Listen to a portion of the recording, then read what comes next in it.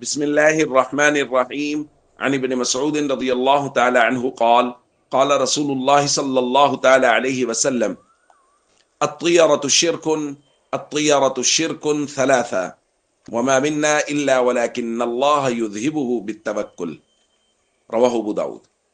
نبی کریم صلی اللہ علیہ وسلم نے ارشاد فرمایا بدشگونی شرک ہے، بدشگونی شرک ہے، 3 مرتبہ فرمایا،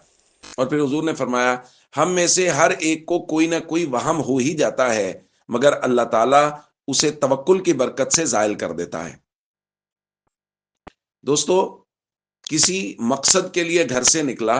اور راستے میں کوئی بھی ناپسندیدہ معاملہ پیش آ گیا، بلی نے راستہ کاٹ لیا، الو درخت پہ بیٹھا ہے، کوئی بھی ایسا جس کو ہمارے یہاں منحوس سمجھا جاتا ہے، اس سے بدشگونی اور بدفالی لی جاتی ہے، اور اس نے اس سے بدشگونی اور بدفالی لے لی، یعنی اس کو بیٹھے ہوئے دیکھا یا کوئی ناپسندیدہ معاملہ پیش آیا اور یہ اپنے مقصد سے واپس آ گیا، اس کام کے لیے نہیں گیا، یہ سمجھتے ہوئے کہ جب بھی بلی راستہ کاٹ لے کام نہیں ہوتا،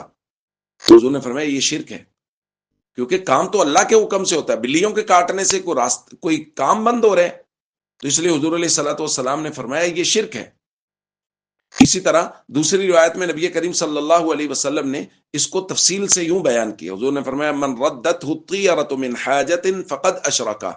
جس آدمی کو مقصد سے بدشگونی اور بدفالی نے رد کر دیا، واپس کر دیا، کہ وہ کام کے لیے مقصد کے لیے جا رہا ہے، راستے میں کوئی معاملہ ایسا پیش آیا جس سے اس نے بدشگونی اور بدفالی لی، اس کو منحوس سمجھا اور واپس لوٹ گیا کہ اب تو کام نہیں ہونا، حضور نے فرمایا اس نے شرک کیا۔ صحابہ کرام پریشان ہو گئے، پوچھا یا رسول اللہ ما کفارۃ ذالک، اگر کسی سے ایسا ہو گیا ہے تو کفارہ کیا ہے، کیا کرے؟ حضور نے دعا تلقین فرمائی، حضور نے فرمایا یہ دعا پڑھے، اللہم لا خیر الا خیرک ولا طیر الا طیرک ولا الہ غیرک، اے اللہ کوئی خیر نہیں ہے مگر یہ کہ تیرے ہی پاس ساری خیریں ہیں،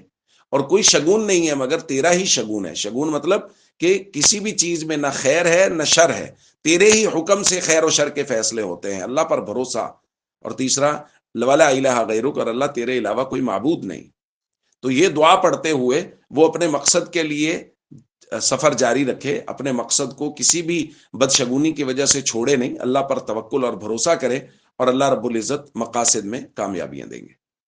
السلام علیکم ورحمۃ اللہ وبرکاتہ۔